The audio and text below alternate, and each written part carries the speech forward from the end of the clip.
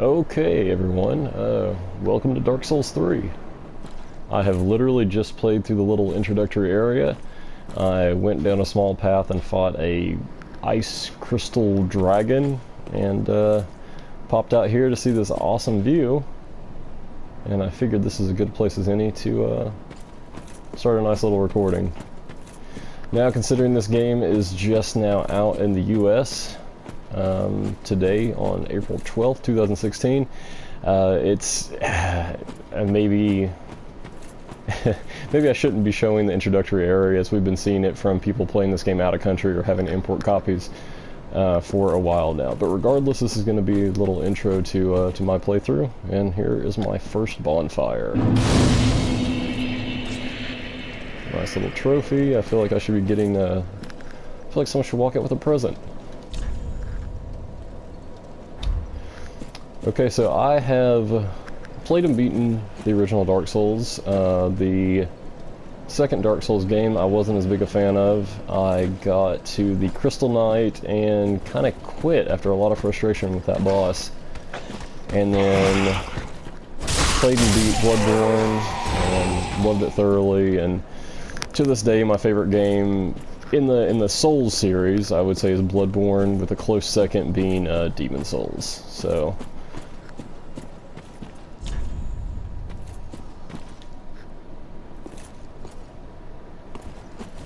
I'm not one of those that would consider myself a Souls game pro, but I am definitely a lover and admirer of the series.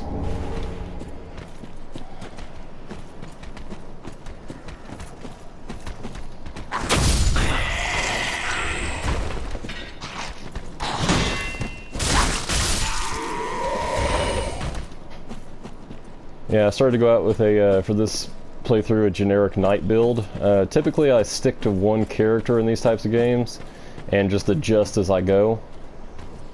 Which is probably what I'll do in this game's case as well. These are very long games that dedicate a lot of time into one character, and they're not something that I have enough time or patience to go for more than one character.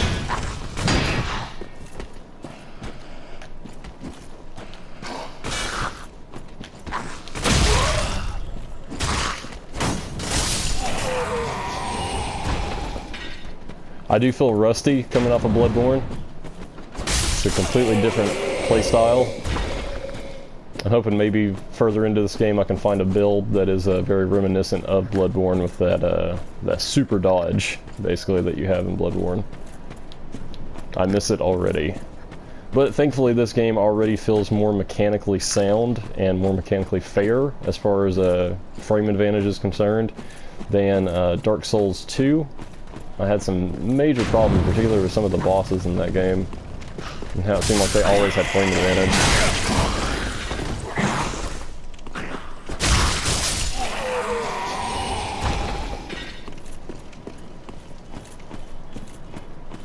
I lit the bonfire, but I didn't rest at it, and I have a boss coming up right here, so I think I may run back real quick and rest. Considering I know that's the first boss just from seeing quick looks from, I think it was Giant Bomb was the first one I saw.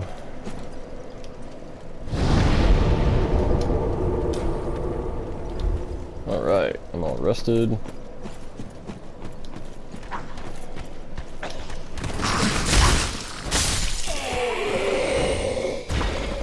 That was a close one.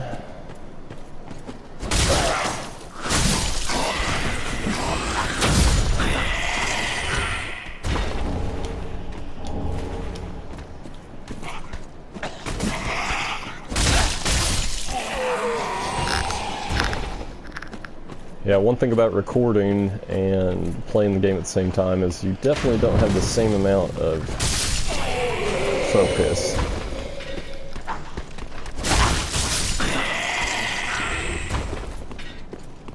But hey, you know, excuses are excuses, right? Let's do this.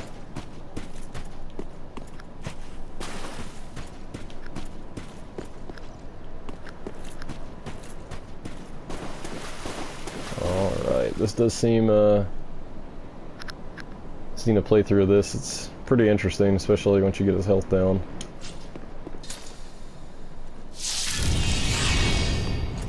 You think that he would thank you for ripping the sword out of his chest instead of wanting to all of a sudden beat your ass.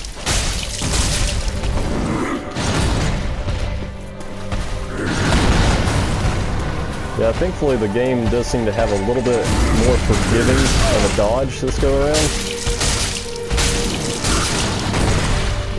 Yeah, the dodge is much more forgiving, or at least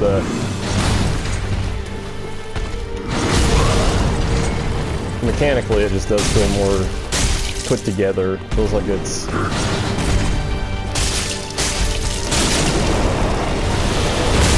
there he goes.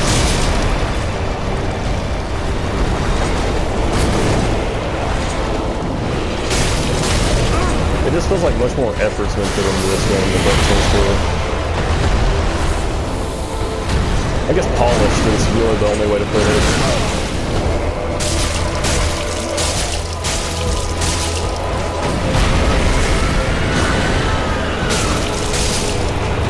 And there he goes. Okay.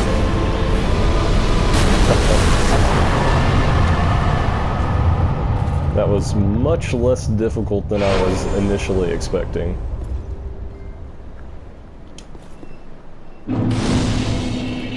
Like that bonfire. Might as well rest. Why not? Can't do anything but leave. Okay, so yeah, I mean, just first round initial impressions, like it feels very mechanically sound. Still feels like I have a, you know, weight to what I'm doing, and it still feels like there's impact in my swings.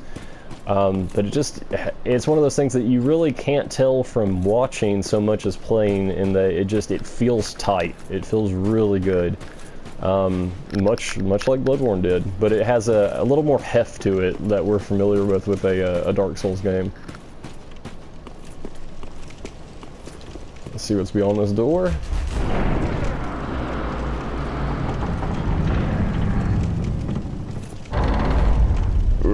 Yeah.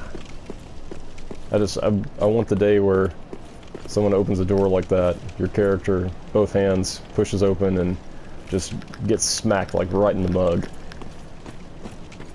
Taken out by a sword or hit with a mallet or killed instantly. I wouldn't put it past Dark Souls to do something like that. Okay. It's telling me how to open my menu. I'll worry about that stuff later. I like the ember effects coming off of me now that I beat the boss. Very cool. So I can lure him out here without catching the attention of the other guy. That is a really neat effect. It actually reminds me of, here recently I've been playing a lot of Paragon, Epic Games, third-person MOBA. And they have some mastery skins that after you level up your familiarity with a character. And the mastery skin theme is kind of like this, like ember and lava in the skin.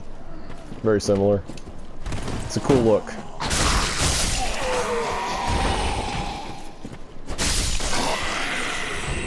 And I'm sure the people who've been playing this game for a while are thinking it's ridiculous how slow I'm moving through the game, but that's pretty par for the course for me. You know, first time through a Dark Souls game, it's, you know, very touch and go, poke and back up. Now here's something up there. Sounds almost reptilian.